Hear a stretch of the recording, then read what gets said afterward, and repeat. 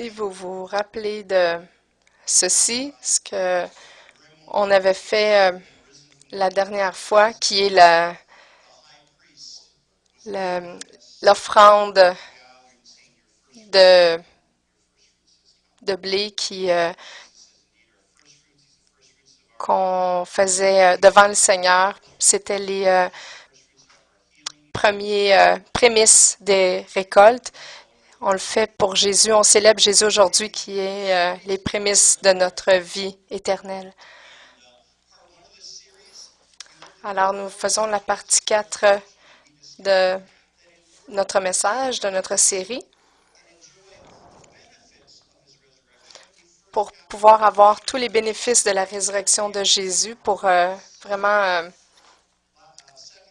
embrasser la puissance de la résurrection de Jésus. La partie 2, on a vérifié la chronologie des événements de la résurrection qui menait, dans le fond, à la crucifixion, à la résurrection de Jésus. Et on a vu qu'il a rempli ses promesses à la lettre. S'il a tenu ses promesses complètement, qui étaient dans la parole de Dieu, encore plus vraies, aujourd'hui, il va tenir ses promesses qu'il nous fait aujourd'hui aussi.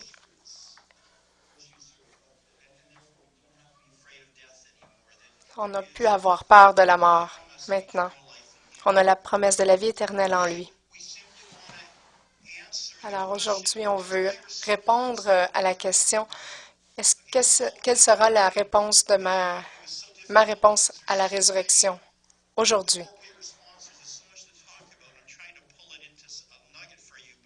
Il y a tellement de possibilités de réponses que j'ai dû en choisir. Ça a été difficile parce que Dieu a tellement fait pour nous. La nuit avant qu'il soit crucifié, Jésus a dit dans Jean 14, 19, un commentaire très bizarre. Il dit, sous peu, le monde ne me verra plus, mais vous, vous me verrez parce que je suis vivant et que vous aussi, vous vivrez.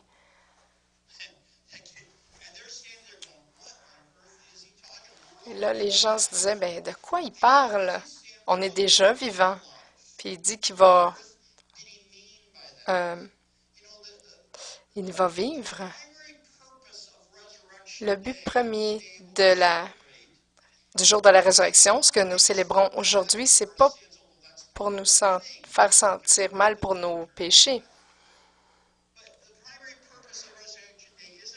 C'est pas non plus juste de se rappeler ce que Jésus a fait pour nous. C'est pas de se rappeler l'histoire de la résurrection. Même si c'est important tout ça, le but primordial, c'est de nous inviter c'est une invitation personnelle à redevenir vivant.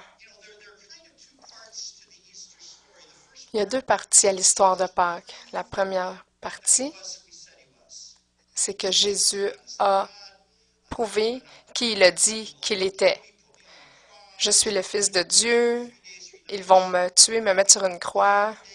Ils vont m'enterrer. Et la troisième journée, je vais ressusciter, ce qui prouvera que je suis le Fils de Dieu. Tout le monde connaît cette histoire, la partie historique de cette fête de Pâques. Mais la plupart des choses que les gens ne réalisent pas et ne comprennent pas sur la passion du Christ, c'est la deuxième partie de l'histoire qui en fait nous implique personnellement, tout un chacun. C'est très personnel. On est tous invités personnellement. 2 Corinthiens 5, 15. Et il est mort pour tous afin que ceux qui vivent ne vivent plus pour eux-mêmes, mais pour celui qui est mort à leur place et ressuscité pour eux.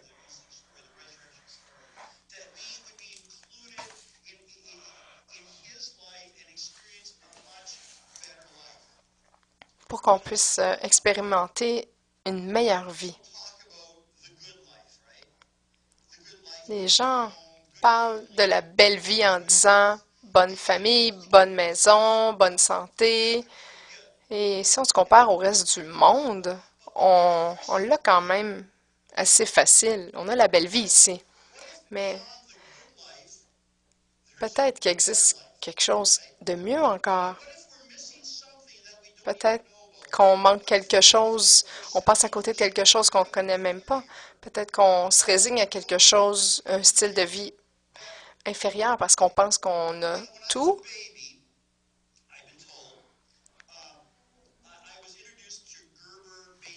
Quand j'étais bébé, on m'a introduit à la nourriture en petits pots, Gerber.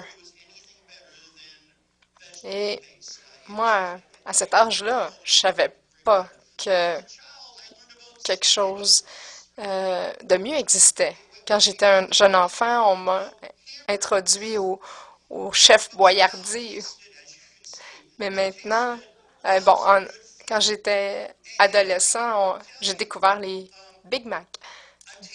Mais maintenant, en tant qu'adulte, j'ai goûté beaucoup meilleur que la nourriture Gerber et je retourne pas là. Je veux pas en remanger parce que je connais mieux.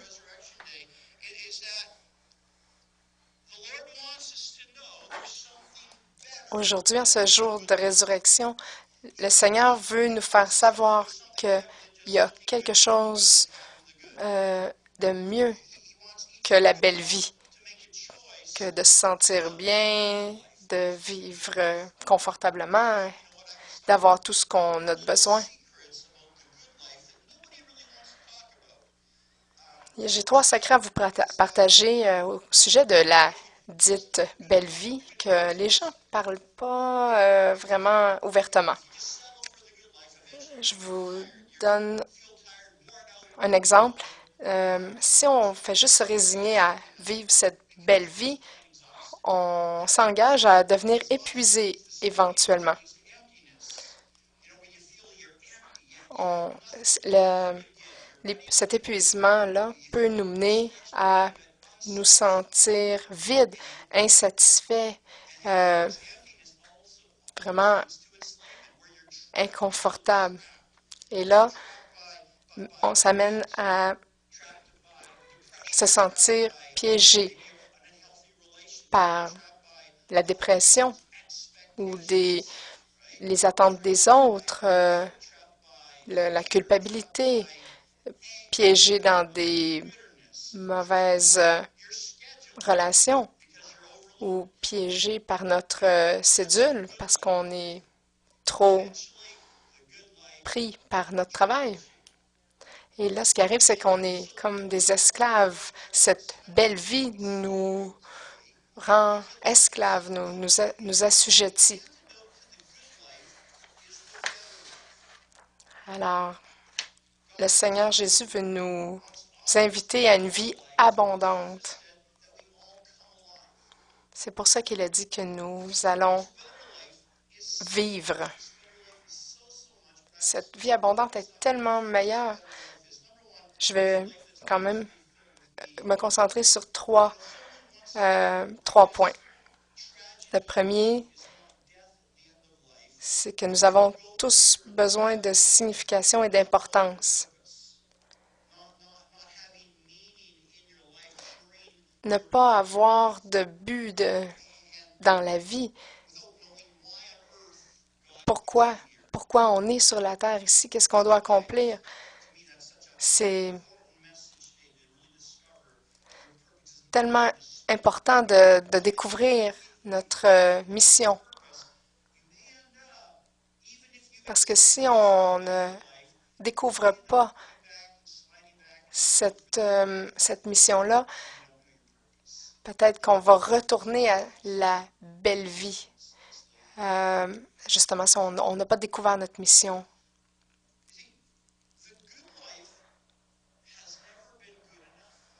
La belle vie n'a jamais été la meilleure chose. Ça n'a jamais rendu quelqu'un vraiment heureux d'avoir une belle maison, une famille et tout. Parce que ça prend plus que de l'argent pour avoir la vraie joie. Ça prend un sentiment que ce qu'on fait, c'est significatif.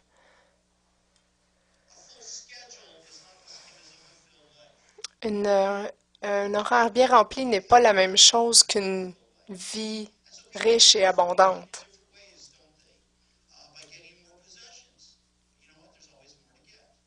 Parce qu'on peut toujours avoir plus.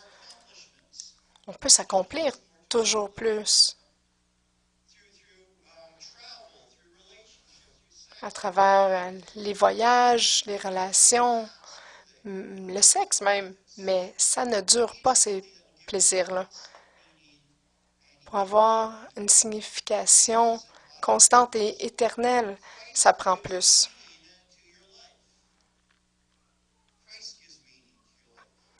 On voit dans Colossiens 3, verset 4, c'est Christ qui nous donne notre vie.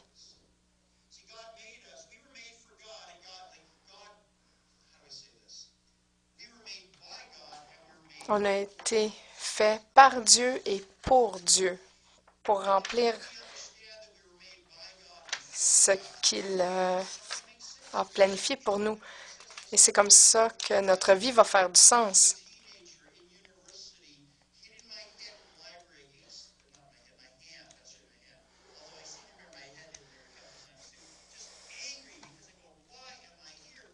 Quand j'étais étudiant, je me souviens, j'étais très en colère parce que je ne pouvais pas trouver la raison de ma présence sur la terre ici. Mais heureusement, Dieu qui n'abandonne jamais a repris ma vie. Jusqu'à ce qu'on réalise notre mission dans la vie, on ne peut pas aller vers cette vie abondante. Regardez 1 Pierre 1, versets 3 et 4. Béni soit Dieu, le Père de notre Seigneur Jésus-Christ, qui, selon sa grande miséricorde, nous a régénérés pour une espérance vivante par la résurrection de Jésus-Christ d'entre les morts. Je veux juste vous dire que cette vie-là, elle est, la vie abondante, elle est vraiment reliée à la résurrection de Jésus. Sans la résurrection de Jésus, on ne peut pas avoir cette vie abondante. On ne peut pas avoir l'accès.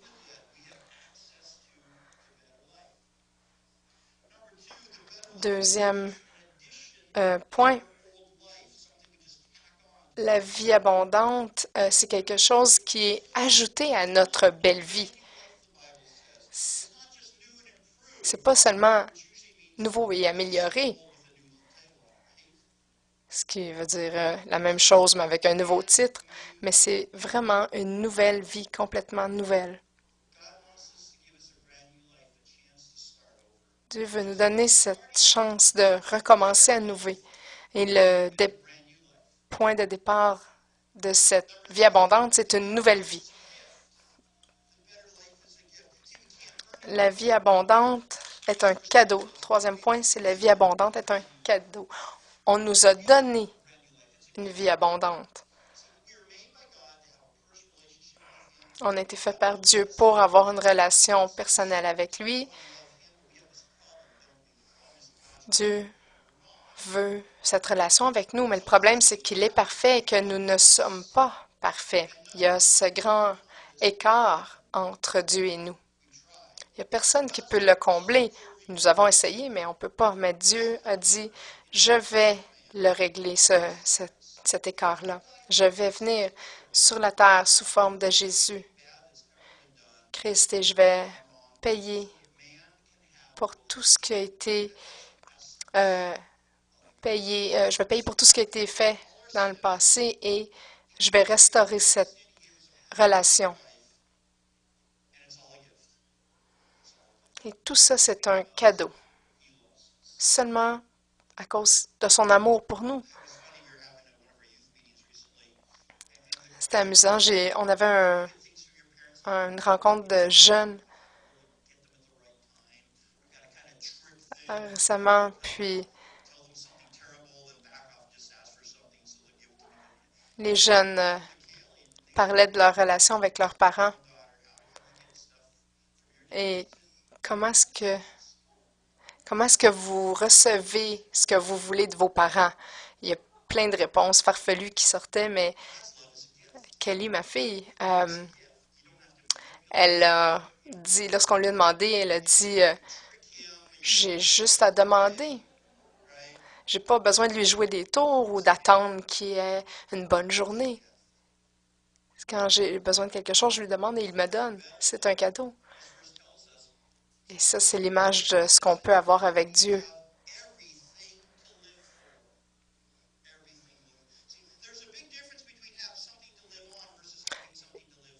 Il y a une grande différence entre quelque chose pour survivre et quelque chose pour laquelle on vit.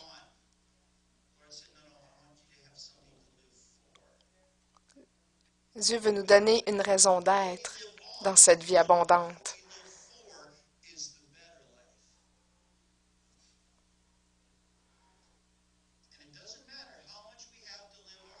Ça ne dérange pas.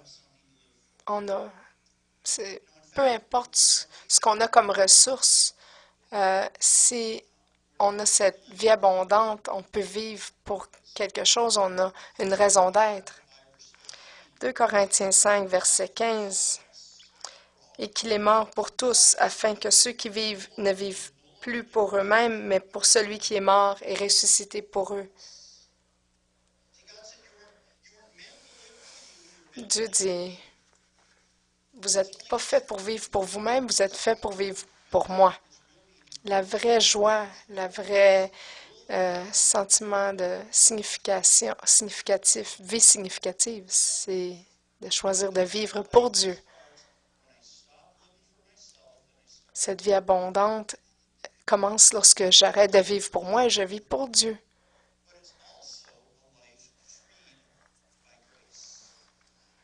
Une vie abondante, c'est donc une vie pleine de signification, mais c'est aussi une vie libérée par la grâce. C'est le point 2. Nous sommes libérés dans la liberté que Dieu donne. C'est la grâce de Dieu qui nous amène cette vie. C'est quoi la grâce? C'est la puissance de Dieu qui nous est donnée afin que nous ayons ce que nous avons besoin, non pas ce que nous méritons. Dieu nous dit, je t'aime, je te pardonne, même si tu n'as pas mon pardon et tu ne peux pas le gagner. Dieu dit, je ne suis pas en colère contre toi. Est-ce que vous savez ça? Il ne tient pas rancune. À cause de Dieu, à cause de Jésus, que Jésus-Christ a payé le prix sur la croix. La grâce de Dieu, c'est Dieu qui dit, je te donne une deuxième chance, ou une troisième, ou une 23e chance. Encore une autre chance, et encore une autre. La grâce, c'est la voie qui mène à la liberté. La vie abondante, c'est la vie qui est libérée par la grâce de Dieu. De quoi est-ce que Jésus nous a libérés, en fait? De plein de choses. Il nous libère de la peur de la mort, de la culpabilité, de l'amertume, des blessures qu'on a eues. Il nous libère des attentes des autres, parce que les attentes des autres ne veulent plus rien dire à la lumière de sa personne. Il nous libère de l'anxiété et du sentiment de vide. Et il nous libère de cette poursuite d'avoir son approbation à lui, Dieu. Si je vous dis Dieu vous aime, Dieu t'aime, Vous dites, ah oui, oui, je sais, c'est écrit dans la Bible. Mais la vraie question, c'est, est-ce que Dieu t'aime? Excusez-moi, mon cellulaire a un petit message. C'est pas, ça vient peut-être de Dieu.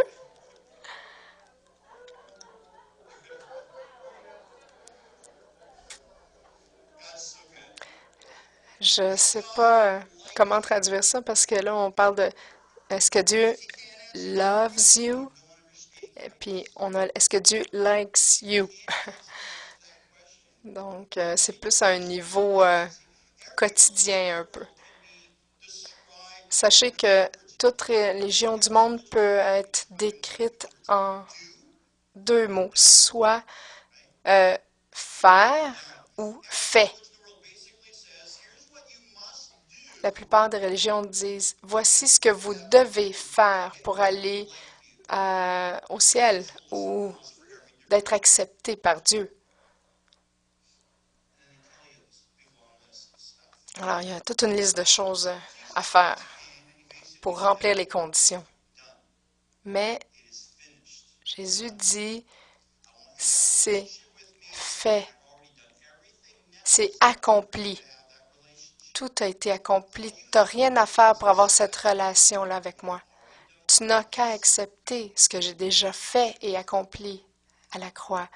Et c'est ce qui est la, la simple vérité.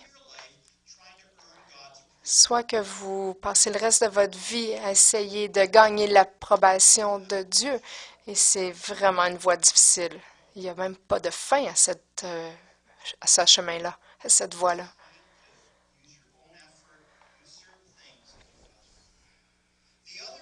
C'est par nos propres efforts et ça n'a pas de fin. Le deuxième chemin, c'est de se réjouir de l'approbation de Dieu qui est déjà gagnée par euh, le fait qu'on accepte son sacrifice qu'il a fait pour nous, le sacrifice de son Fils sur la croix. Écoutez, gagner l'approbation de Dieu, ça n'a jamais fonctionné, ça ne fonctionnera pas jamais. En passant, Dieu dit, vous pouvez choisir cette voie-là, mais je vous le dis tout de suite, ça ne fonctionnera pas.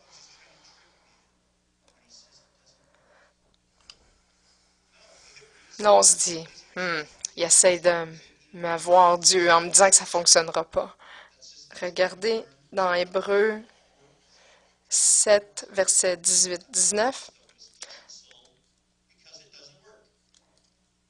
Ça dit que l'ancien système de mériter l'approbation de Dieu a été annulé parce que ça ne fonctionne pas.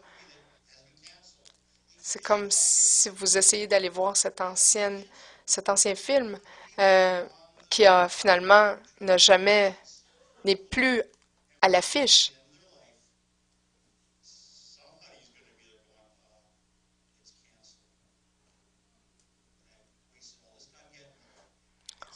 C'est comme de justement perdre son temps à aller voir justement un film qui n'est plus à l'affiche. Ça n'a jamais fonctionné. Mais maintenant, on a une espérance meilleure. Par Christ, on est rendu acceptable aux yeux de Dieu par la grâce. Et c'est un film, c'est un cadeau. Lorsqu'un film n'est plus à l'affiche au cinéma, on l'enlève.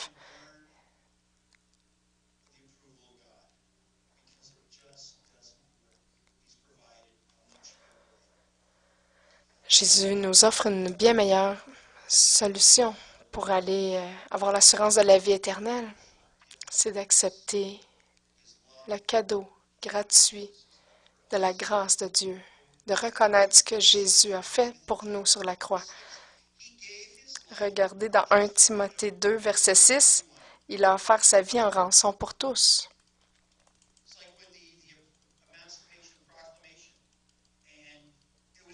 Il a racheté la liberté pour chaque personne.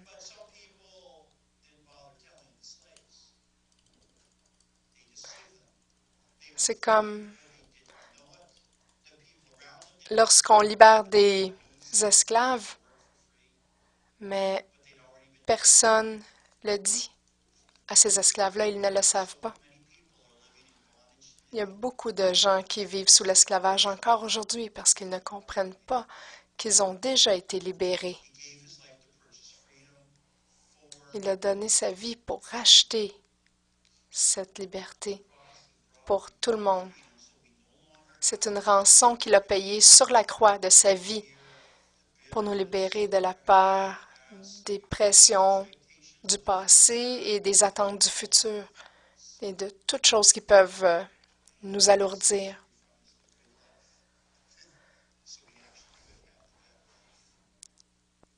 Il nous a libérés de cette belle vie pour nous offrir la vie abondante. Alors, si on accepte cette vie abondante, qu'est-ce qu'on fait avec cette belle vie qu'on avait, où on se sentait peut-être vide et sous de l'esclavage, piégé par notre vie?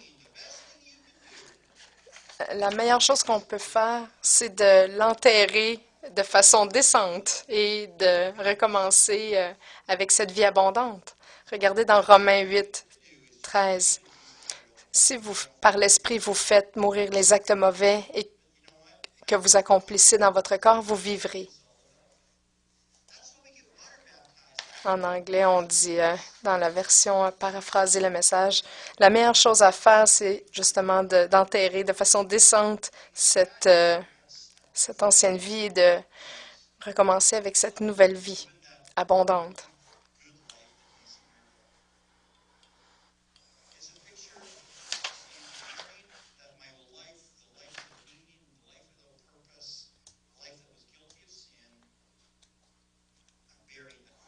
Enterrer cette vie qui était la culpabilité à cause du péché. Et on recommence à nouveau. Se faire baptiser, ça dit j'enterre cette ancienne vie et je choisis cette vie abondante qui a été libérée par la grâce. Je ne perds plus de temps. Maintenant, je vis pour Dieu et non plus pour moi-même. Cette vie abondante, elle est remplie de signification, de grâce, mais aussi pleine d'énergie. Si on l'embrasse et on fait corps avec elle complètement.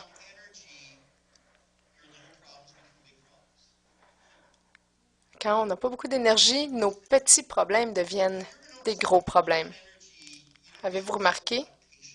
Quand vous n'avez pas beaucoup d'énergie, vous n'avez pas beaucoup de patience et que votre liste de choses à faire devient comme plus longue, c'est comme s'il y avait une lumière jaune qui flash, qui dit « Oups, oups, il y a quelque chose à faire ici », comme en voiture.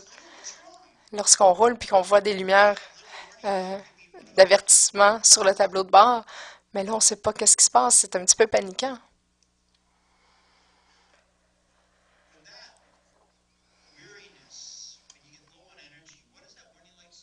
Quand cette lourdeur nous attrape, c'est que ça veut dire qu'on roule sur nos batteries, sur notre réserve d'énergie, puis qu'à un moment donné, ça va lâcher. C'est normal, à un moment donné, de venir épuiser si on roule sur notre propre puissance et notre énergie à nous. La réserve d'énergie de Dieu est inépuisable, inépuisable. Dans Jérémie 31, 25, « En effet, je désaltère celui qui est fatigué et rassasie tous ceux qui dépérissent. » Zacharie 4, 6, « Ce n'est ni par la puissance ni par la force, mais par mon esprit, dit l'Éternel des armées. » C'est comme la manne que le peuple d'Israël a mangé à chaque matin. À chaque matin, on a nos vitamines et cette provision d'énergie renouvelée par le Seigneur. La bonne nouvelle, c'est que cette puissance-là, c'est la même que Jésus a utilisé lorsqu'il s'est ressuscité des morts. On parle ici recevoir une puissance de Dieu qui nous énergise quotidiennement. Et cette puissance-là, elle a ramené Jésus à la vie. Si on choisit de se brancher là-dessus et d'y rester, on a une belle promesse. Regardez Romains 8, 11. Celui qui a ressuscité Christ par les morts rendra aussi la vie à vos corps mortels par son esprit qui habite en vous. On a le choix. Il y a une version... donc, on peut choisir d'être branché à notre propre source d'énergie ou à celle de Dieu.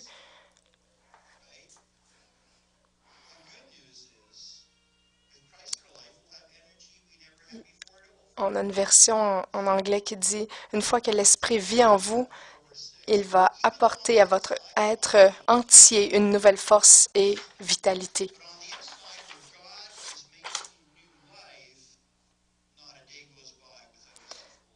2 Corinthiens 4, 16.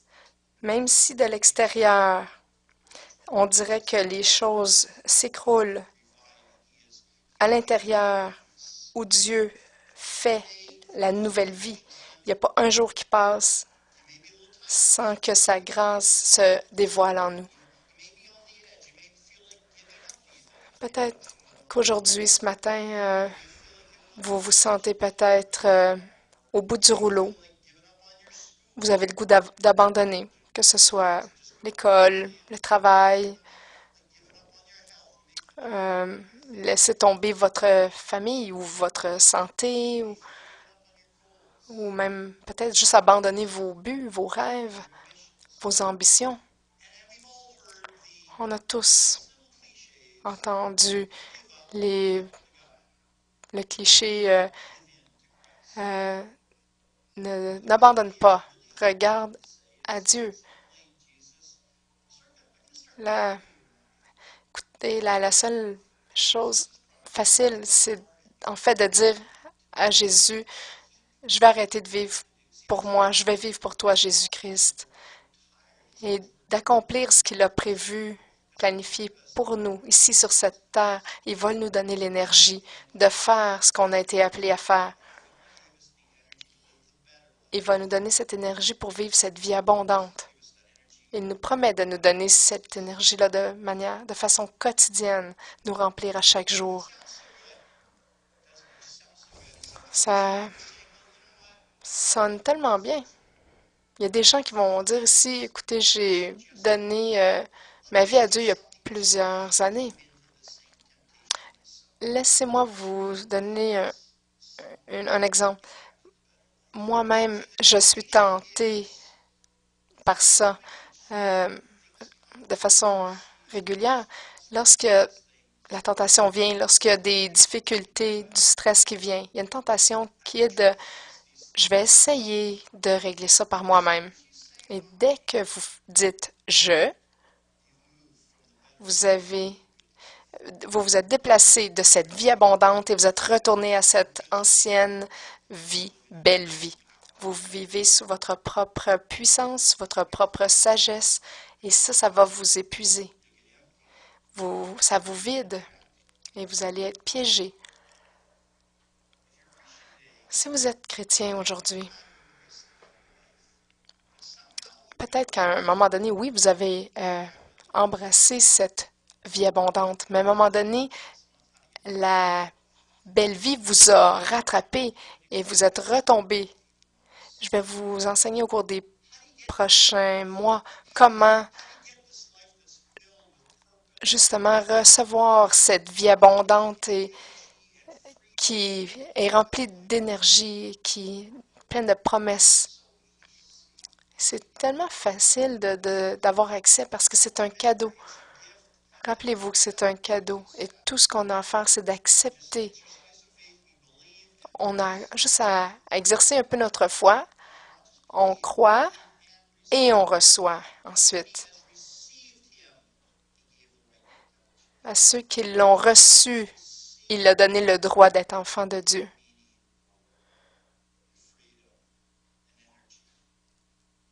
Ils auront signification, énergie.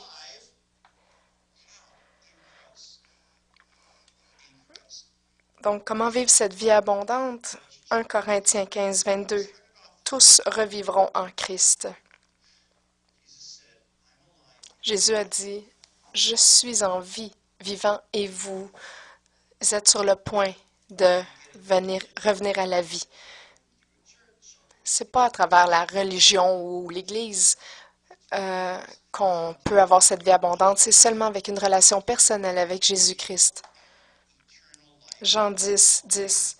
Je suis venu afin que les hommes aient la vie, une vie abondante. Encore meilleure que ce que vous pouvez avoir rêvé. Ma femme et moi, récemment, on discutait récemment des choses qu'on a réussi, qu'on a pu vivre dû au fait qu'on a choisi cette vie abondante. J'aurais jamais pensé rencontrer tous ces gens extraordinaires dans ma vie grâce à cette vie abondante. Les voyages que j'ai pu faire, les rencontres qu'on a fait, c'est une vie tellement meilleure que ce que vous pouvez avoir osé imaginer. Au lieu de se sentir vidé, piégé, Jésus veut nous donner cette liberté, cette énergie. C'est pas la théologie, c'est pas l'histoire. Oui, même si c'est important, c'est vraiment l'invitation de revenir, de redevenir vivant. C'est une expérience personnelle justement d'embrasser cette vie abondante au lieu de juste se résigner à la belle vie.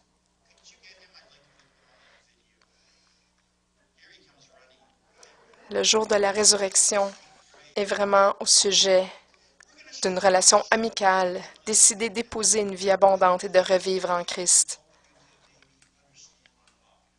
J'ai quelque chose à vous présenter qui va peut-être vous aider à comprendre ce dont je parle aujourd'hui.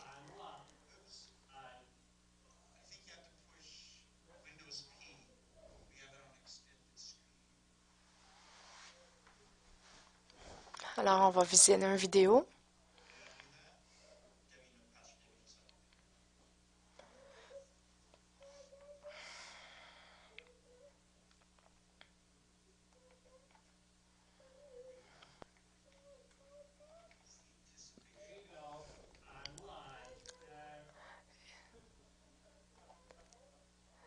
Alors, on a un personnage qui est assis puis qui dit voici, je suis vivant. Alors qu'il y a quelqu'un qui passe.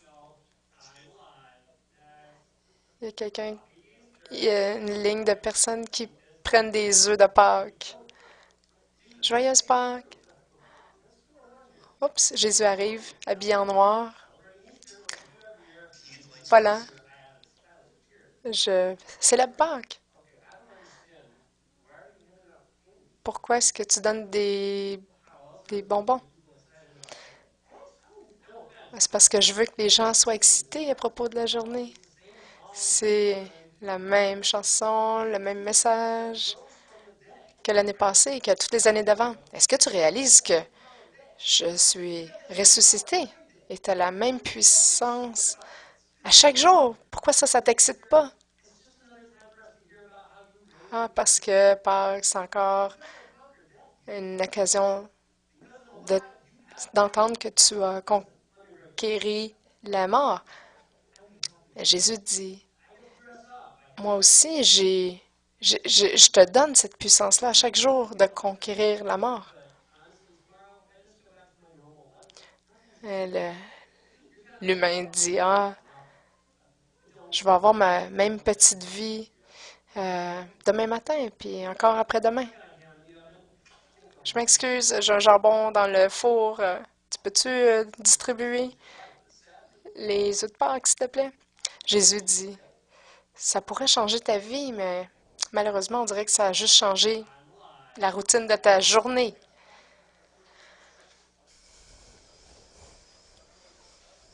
Cette puissance-là, elle est disponible à tous les jours. C'est juste à nous de l'utiliser. C'est une grande tragédie sur la face de la Terre aujourd'hui qu'on a permis à Pâques de devenir seulement une occasion annuelle qui est juste que la résurrection soit seulement une journée par année au lieu d'une vie abondante à chaque jour. Pâques a changé la vie de la personne là, mais la journée de la personne là, mais ça a la puissance de changer chaque jour de votre vie à venir. Je voudrais vous enseigner comment revenir à cette vie abondante au cours des prochains mois. Peut-être que vous avez jamais donné votre vie à Christ. Vous voyez comment une vie, la belle vie peut être épuisante, finalement. Donc, si vous n'avez jamais donné votre vie à Christ, vous pouvez choisir d'avoir juste la belle vie. Mais rappelez-vous que Jésus est venu afin de vous rendre complètement vivant et vous offrir cette vie abondante. Je vous invite à prier si vous désirez cette vie abondante. Je réalise, Seigneur, que tu m'as créé pour plus qu'une belle vie. Je veux commencer à vivre pour toi et non pour moi seulement. Je te remercie de m'aimer. Je te remercie pour ta grâce. Je te remercie d'avoir envoyé Jésus pour mourir pour moi sur la croix. Peut-être que je ne comprends pas tout ce que tu as fait pour moi, mais je veux ouvrir ma vie, mon cœur à toi, Jésus-Christ. Je voudrais apprendre à te connaître. Je t'invite à devenir le manager de ma vie à partir de maintenant. Je voudrais échanger cette belle vie pour la vie abondante que tu promets. Alors, je me détourne de cette belle vie et je te demande de me donner cette vie abondante, sachant que c'est un cadeau de ta part que tu désires me donner. Je te remercie, Père. Dans le nom de Jésus. Amen.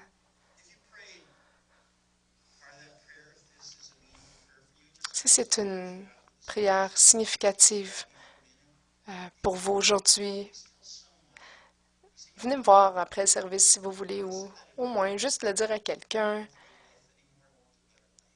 J'ai dit dans mon cœur que je voulais pas juste la belle vie, je veux la vie abondante. Je vous promets que c'est pour vous aujourd'hui. Alors, levons-nous sur nos pieds aujourd'hui.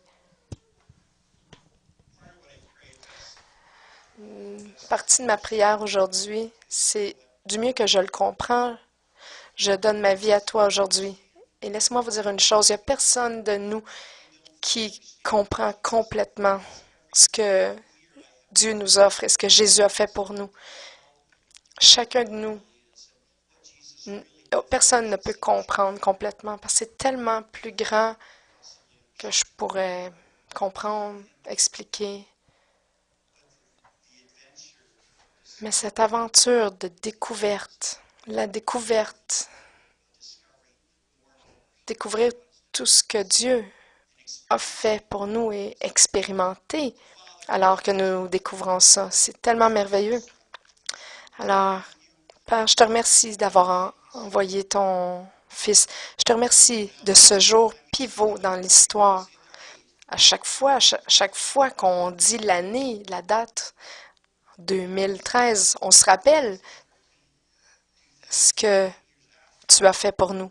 Ça fait 2013 ans que tu as envoyé ton Fils mourir sur la croix pour nous offrir une vie abondante en lui.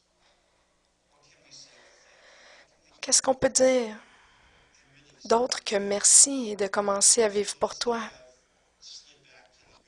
Pour ceux, Seigneur, qui sont retournés dans la belle vie, je prie que tu enseignes comment retourner à cette vie abondante, cette vie qui est libérée par la grâce et qui est remplie d'énergie, pleine de signification, alors qu'on expérimente cette relation vibrante avec toi.